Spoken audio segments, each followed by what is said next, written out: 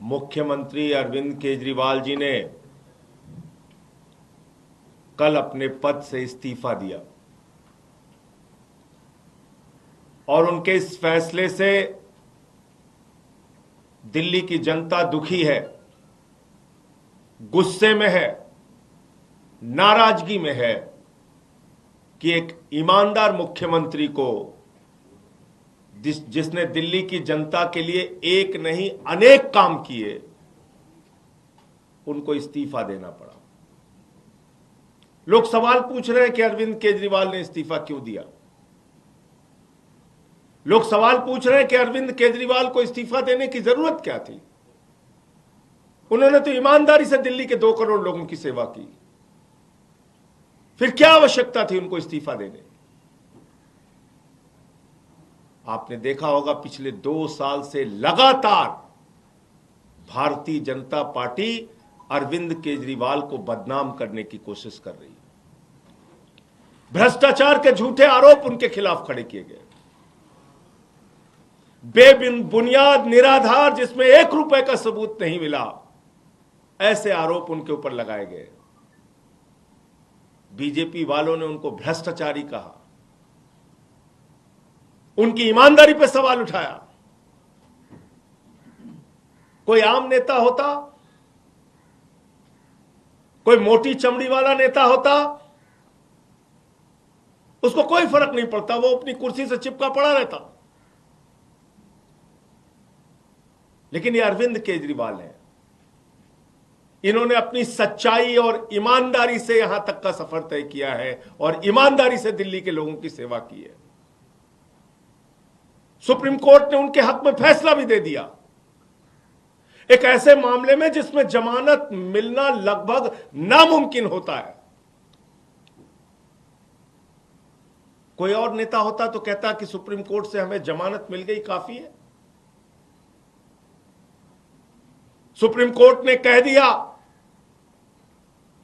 कि सीबीआई ने, ईडी ने जो कार्रवाई की है वो दुर्भावना से की है, राजनीति से प्रेरित होकर की है, पिंजरे में बंद तोते की तरह काम किया है।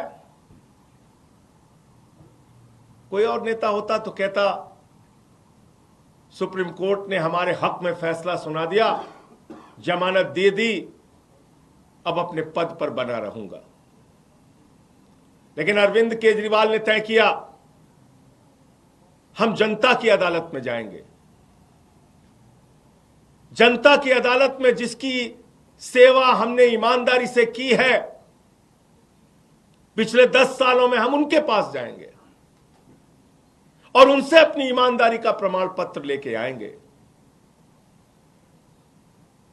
मुझे पूरा भरोसा है दिल्ली की जनता प्रचंड बहुमत के साथ अरविंद केजरीवाल को ईमानदारी का प्रमाण पत्र देगी, कि उन्होंने पूरी सच्चाई के साथ, ईमानदारी के साथ दिल्ली के लोगों की सेवा की है। मुख्यमंत्री के तौर पे बहुत सारी सुविधाएं किसी भी व्यक्ति को मिलती हैं, अरविंद केजरीवाल को भी वो सुविधाएं मिली हैं। कल जब उन्होंने इस्तीफा दिया तो पहली बात उन्होंने की कि अब हम ये सारी सुविधाएं छोड़ देंगे, मुख्यमंत्री को मिलने वाली सारी सुविधाएं छोड़ देंगे। बाकी नेताओं की हालत हम जानते हैं, अगर कभी किसी पद पे पहुंच गए, कोई सुविधा मिल गई तो उसको नहीं छोड़ने के लिए सालों साल लड़ाई लड़ते हैं, घर से मकान से चिपके रहते हैं। लेकिन अरविंद केजरीवाल ने फैसला किया है कि उन्होंने कहा हम अपना मकान खाली करेंगे, हम अपना घर खाली करेंगे, 1 हफ्ते के अंदर हम अपना घर खाली करेंगे। उनकी सुरक्षा को लेकर भी सवाल है, एक नहीं कई बार उनके ऊपर हमले हुए। हमने उनसे कहा, समझाने की कोशिश की कि आपकी सुरक्षा को खतरा है। कई बार आप पे हमला हो चुका है, मां बाप घर में थे उस वक्त भी उनके घर पे हमला हो चुका है, भारतीय जनता पार्टी के लोगों ने हमला किया है। कई बार उनको शारीरिक नुकसान पहुंचाया गया, कहीं कालिक फेंकी गई, कहीं हमला किया गया, चोट पहुंचाई गई। ये सारा कुछ हुआ अरविंद केजरीवाल के साथ। उनके बूढ़े मां बाप हैं, उनकी पत्नी है, उनके बच्चे हैं, उनकी सुरक्षा को लेके हम सब चिंतित हैं। हमने समझाने की कोशिश की कि ये घर सिर्फ मुख्यमंत्री के तौर पे ही नहीं बल्कि आपकी सुरक्षा की दृष्टि से भी जरूरी है। लेकिन उन्होंने तय किया कि हमारी रक्षा भगवान करेगा, ईश्वर करेगा।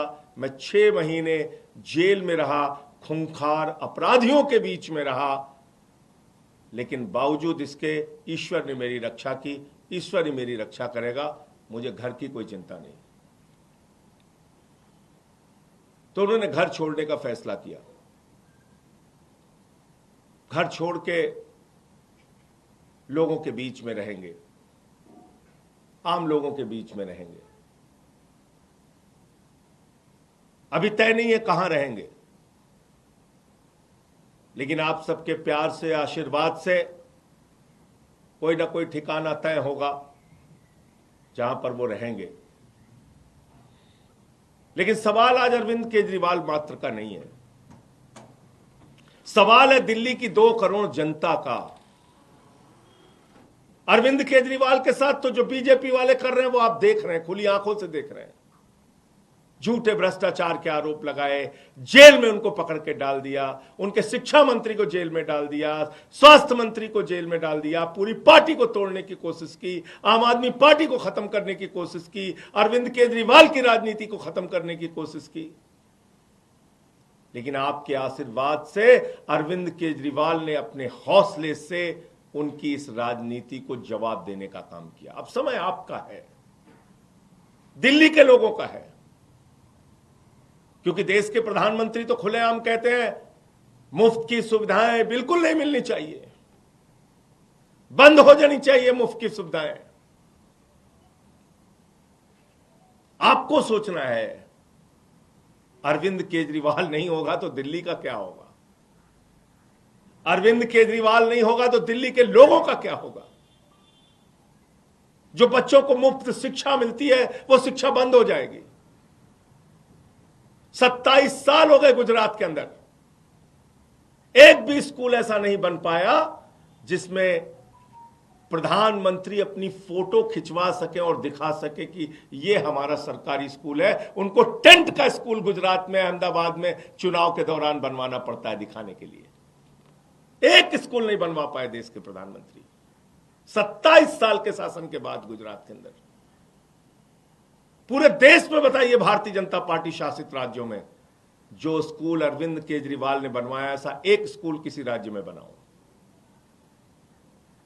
बच्चों के लिए मुफ्त शिक्षा की सुविधा, मोहल्ला क्लिनिक की सुविधा, जहां फ्री दवा, free test, free ultrasound, free इलाज, ये बंद हो जाएगा। ये मोहल्ला क्लिनिक बंद कर देगी बीजेपी, ये मुफ्त की दवाएं बंद कर देगी, क्योंकि वो तो दिल्ली के लोगों को अपमानित करते हैं, कहते हैं मुफ्त खो रहे हैं, मुफ्त खो रहे हैं। याद रखना, आपको गालियां देते हैं ये तो अरविंद केजरीवाल है जो लड़ लड़ के आपके लिए सुविधाएं लेके आते हैं। 9 दिन तक एलजी के घर पे धरने पर बैठ के कहते हैं नहीं मोहल्ला क्लिनिक की फाइल पास करो। अरविंद केजरीवाल नहीं होंगे तो ये मोहल्ला क्लिनिक बंद होंगे। फ्री बिजली लोगों का सपना था।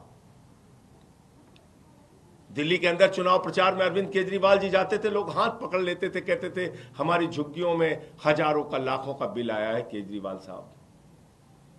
वो अरविंद केजरीवाल है जिन्होंने कहा गरीब के घर में रोशनी तो होनी चाहिए, लेकिन उस रोशनी की कोई कीमत नहीं होनी चाहिए। फ्री बिजली किया। हिंदुस्तान की आजादी के बाद पहला मुख्यमंत्री जिसने फ्री में लोगों तक बिजली पहुंचाने का काम किया वो अरविंद केजरीवाल हैं। अगर जिस दिन अरविंद केजरीवाल नहीं होंगे, मुख्यमंत्री नहीं बनेंगे, तो ये फ्री बिजली की सुविधा भाजपा बंद कर देगी। फ्री पीने का साफ पानी, 24 घंटे फ्री बिजली, फ्री पानी, और इन सब के बावजूद मुनाफे का बजट दिल्ली को दिया। माताएं बहनें जो हमारी मजदूरी करती हैं, हमारी बच्चियां जो कॉलेज में जाती हैं, जिसका पिता रिक्शा चलाता है, ठेला लगाता है, वो सुबह उठता था तो अपनी जेब की तरफ देखता था। बेटी को स्कूल भेजना है, कॉलेज भेजना है, जेब में पैसा होगा तो बेटी कॉलेज जाएगी, वरना नहीं जा पाएगी। इस दर्द को दिल्ली के मुख्यमंत्री अरविंद केजरीवाल ने समझा। उन्होंने कहा बेटियों के लिए, माताओं बहनों के लिए, मजदूरी करने वाली हमारी माताओं के लिए बस की यात्रा फ्री होगी। केजरीवाल नहीं होंगे तो ये बस की यात्रा की फ्री सुविधा खत्म होगी।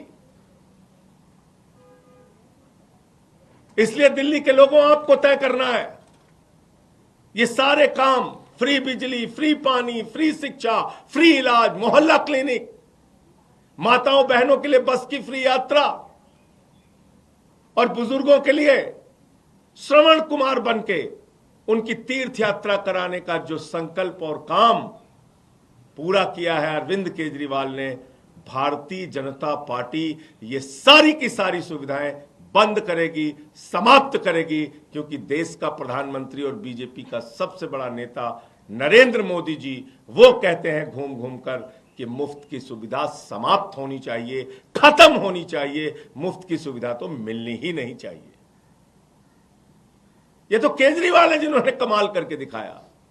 सारी सुविधाएं देने के बावजूद मुनाफे का बजट दिया दिल्ली में। केजरीवाल ने एक नहीं अनेक बार कहा है कि दिल्ली के अंदर अब तक जो सरकारें थीं उन्होंने आपको धोखा देने का काम किया। खजाने में पैसे की कमी नहीं है, सरकारों की नीयत में कमी थी,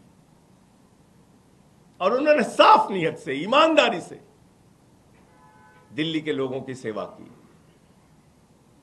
तो अब दिल्ली के लोगों को तय करना है, दिल्ली के लोगों को अब संकल्प लेना है, दिल्ली के लोगों को अब जवाब देना है। जनता की अदालत में अरविंद केजरीवाल जी जाएंगे, और मुझे पूरा यकीन और भरोसा है कि जनता की अदालत से अपनी ईमानदारी का प्रचंड बहुमत का प्रमाण पत्र लेके आएंगे। हिंदुस्तान के इतिहास में पहला नेता है, पहले नेता है अरविंद केजरीवाल जो सीना ठोक के कह रहे हैं ईमानदार हूं तो वोट देना, ईमानदार नहीं हूं तो वोट मत देना। अपनी ईमानदारी के नाम पर वोट मांग रहे हैं, अपनी सच्चाई के नाम पर वोट मांग रहे हैं, अपने काम के नाम पर वोट मांग रहे हैं। एक नेता पूरे हिंदुस्तान की राजनीति में, पूरे इतिहास में बता दो आप। तो इसलिए अब वक्त है दिल्ली के 2 करोड़ लोगों का, उनको जवाब देने का। इस समय 2 करोड़ लोगों के ऊपर जिम्मेदारी है कि वो भारतीय जनता पार्टी के साजिशों का, कुचक्रों का जवाब अपने वोट की ताकत से दे। बहुत बहुत धन्यवाद।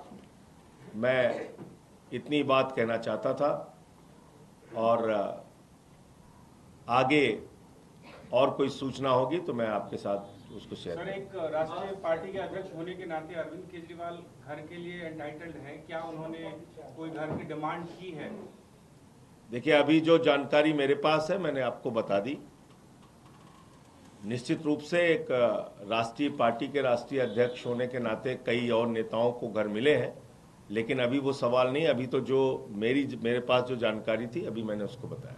सर, क्या क्या सुविधाएं एक मुख्यमंत्री को मिलती हैं जो वो त्याग रहे हैं, थोड़ा बता दें जनता के नॉलेज के लिए। अरे भाई, जो भी सुविधाएं मिलती हैं, घर गाड़ी सब त्याग देंगे। एक एक चीज आपको पता चलेगा।